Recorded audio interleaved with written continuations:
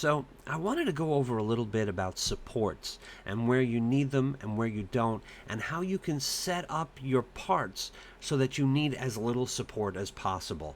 And cutting and keying is really how you do that. If you remember in one of the older videos, I talked about the Cyber Priestess's hand and how I wanted to print it leaning back a little bit so that the thumb would point up so that I wouldn't need supports. And I just wanted to show you what I'm talking about, right? So here's the same hand so that the thumb is straight across, and here's the thumb pointing up. And if we go back through the layers, right, let's go down to the beginning. See, everything supports itself, right? Everything builds on the layer beneath it. It slowly gets up until we get here. Until we get here, and all of this part here is in midair, and the nozzle would just be spewing out plastic all over the bed. It has nothing to adhere to. This isn't enough to build on, to stretch out, you know, so that there isn't enough of the previous layer underneath here to build on. So this is just going to be spaghetti all over the place. But look at this one. Watch as it builds through the layers on the one on the right, right? Each layer underneath gets slightly larger, and they all are supported by the layer underneath because I changed the angle of the hand, right? Everything builds right on the layer underneath. And remember, I said I cut this staff off so that it would be in her hand so it could support these fingers. And it does that perfectly, right? The staff will build up, and all of these fingers are supported enough underneath. Now, these are also really tiny, which helps.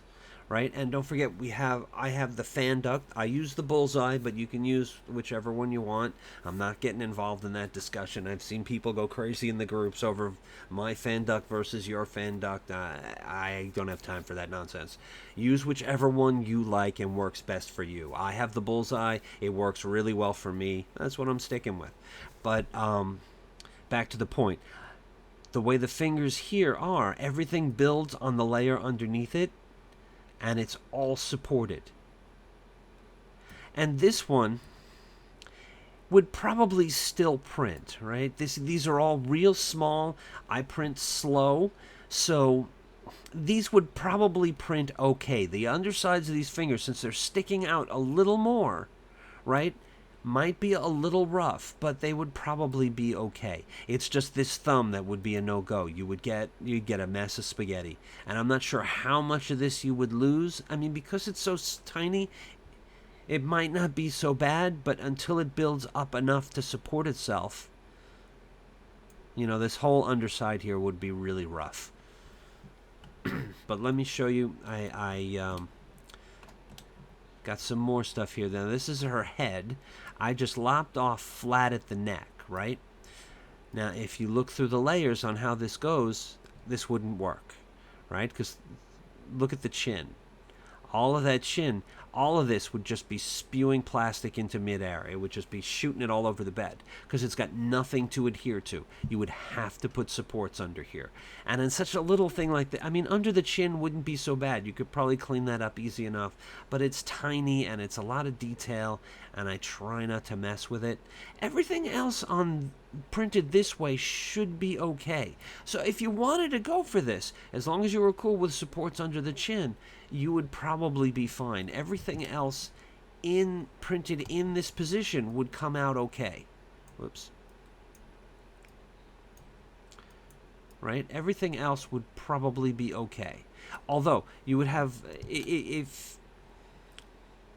Now, this is the same head cut off at an angle.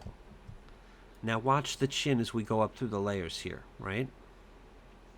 Everything builds on the layer before it, slowly getting larger and larger and larger until it comes up. And this would all support itself pretty good. I don't think we'd have any problem.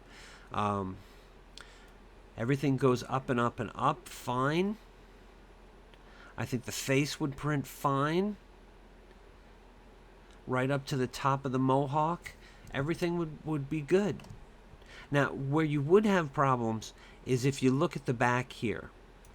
This little bit here and there's a little corner here might need some support. So I might put one little piece of support, like one thin little wall here to support that. And the other part that you would have to support Let me get it from the front. These earlobes, right? Go back down through the layers. Right there. That's in midair, and that doesn't have enough support underneath it. That would probably just be shooting out spaghetti. She would have like some weird-looking earrings or something. So I'll need to support the ears and that little part under the back. But outside of that, everything else should print fine, right? The nose is tilted up a little bit. That should be good. The lips, everything should print fine. Straight up to the tip of the mohawk should all print fine. Right? Look at that mohawk. Each layer builds on the one before it, getting slightly larger. It would all print fine. Now, I tried one more way just for the heck of it. I split her head in half like this. And it's okay. If we go back down through the layers, you'll see the ears print. Now that would actually be really thin, so I could probably change the split, move it forward just a little bit, so we would get a little more ear on this side, so it wouldn't be so delicate and probably break as I scraped it off the bed. But everything else is pretty good, right? Now there is one small problem with the mohawk here. This bit here is kind of in midair. And I could cut that off and print that separately, but the problem with printing rounded shapes like this, and you can kind of see it in the toolpath, you get sort of like a bullseye effect. You can see the layers getting smaller and smaller and smaller, and it doesn't always look so great. And in an area like the face, where there's a lot of tiny detail, you really can't get in there and clean it up. So this really isn't the greatest position. Even though it solves some of the problems, it's really not the greatest position to print this in. I will probably go, even though I'm going to have to give in and print some supports, I will go with this one. Right? I think that's what will work best.